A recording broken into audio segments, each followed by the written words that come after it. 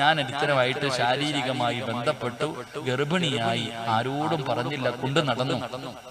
9.5 മാസം കഴിഞ്ഞ് ഞാൻ പ്രസവിച്ച ഉടനെ ഞാൻ തന്നെ അങ്ങ് കൊന്നു.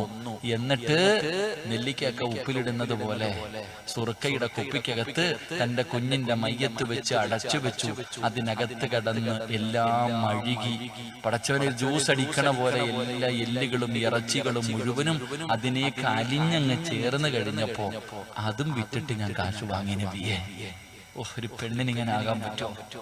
അള്ളാന്റെ റസൂൽ സല്ലല്ലാഹു അലൈഹി വസല്ലം തങ്ങൾ വിറയ്ക്കുക, എന്തേ അല്ല ഇങ്ങനെ ആയിപ്പോയ ഈ പെണ്ണ്. റസൂലുള്ളാഹി സല്ലല്ലാഹു അലൈഹി വസല്ലം തങ്ങൾ ആ പെണ്ണിനോട് ചോദിച്ചു, നീ ഇങ്ങനെയാകാനുള്ള കാരണം എന്തെന്നറിയോ? പാപ്പാ, എത്ര ഉപദേശിച്ചിട്ട് നിന്റെ മോൻ നന്നാകാത്തതിന്റെ കാരണം നിനക്കറിയണോ? നീ പറയല്ലോ, എന്നെ തല്ലണം ഉസ്താദേ, എന്റെ മോൻ എന്നെ ചീത്ത വിളിക്കണം ഉസ്താദേ, എന്റെ അടിവയറ്റില് നൊന്ത്